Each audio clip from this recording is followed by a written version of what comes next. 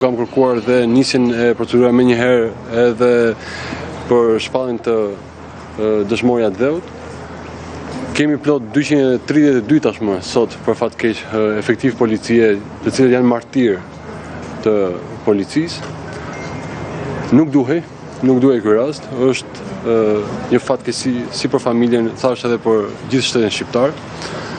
Patjetër kam shprehur edhe më herët, në komunikim dhe me drejtorin e përgjithshëm, i kam kërkuar të bëhet një vlerësim i plot katërcipërisht i situatës, respektimit të protokolleve dhe ndërmarrjes së veprimeve të duhura disiplinore dhe çdo masë tjetër ligjore konform ligjit në fuqi dhe përgjegjësisë që gjithë secili duhet të ketë për menaxhimin e kësaj situate.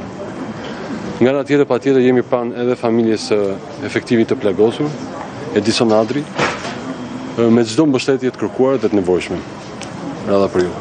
A mund të merrit një informacion nga ekipi mjekëve si është gjendja e tij shëndetësore, ndoshta më detajuar për ata të cilët realisht kanë nga efektivi plagosur? Sigurisht dëmtimet janë në nofull dhe një qafë, më informuar në stafi mjekësor. Nuk doja shumë të ndërhyja në punën e tyre, sepse ajo çfarë është e rëndësishme tashmë në situata të tilla, çdo sekond vlen dhe duhet të jenë më tepër të pranishëm për ndërhyrje nga jashtë të jenë të qetë në punën e tyre.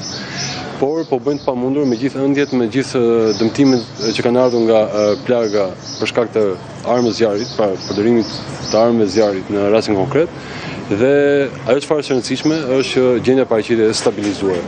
Megjithatë, në operacione të tilla, siç me drejtë thonë dhe mjekët, duhet durim dhe ata të bëjnë punën e tyre.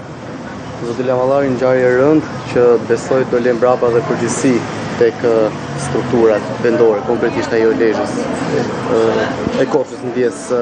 Keni nisur ndoshta me ndryshimet, kush do jenë përgjegjësit të rastit? Padyshim, siç e thash edhe më herët, çdo situatë e tillë kërkon vëmendjen maksimale dhe një hetim të thelluar mbi përgjegjësitë disiplinore dhe ligjore për në menaxhimin e situatave dhe patjetër në komunikim dhe me drejtorin e përgjithshëm.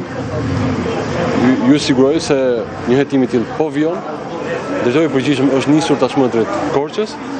Pasi të marrë këtë takim këtu me ju, edhe unë do t'i bashkangjitem për të shkuar atje dhe sigurisht kjo është një apel për çdo drejtues i cili duhet me përgjegjësi më maksimale, më të lartë, rreth fart garantojë jetën dhe shëndetin e kolegëve të tyre. Dhe më pas është edhe koha për përgjegjësitë morale dhe ligjore. Nëse hetimi do të nxjerrë që ka shkelje të procedurave standarde të punojësve të policisë së shtetit apo edhe deri në raundin drejtues të policisë, kush do të mbajë përgjegjësi e para dhe e dyta, çfarë masash për ju si ministër i brendshëm, çfarë masash mund të ndryshojnë për të parandaluar në të ardhmen ngjarje fatkeqësisht kaq të rënda?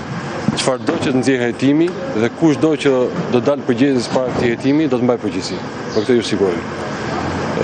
Ajo çfarë është e rëndësishme në këtë moment është që homazhi, respekti me përulje për familjen e efektivit të ndjerë dhe mbështetja dhe lutem që Edisoni, i cili po përballet tashmë me ndërhyrje që po bën dhe stafi mjekësor për të shpëtuar jetën e tij. Kjo është më e rëndësishme për mua në këtë moment. Faleminderit. Shumë faleminderit.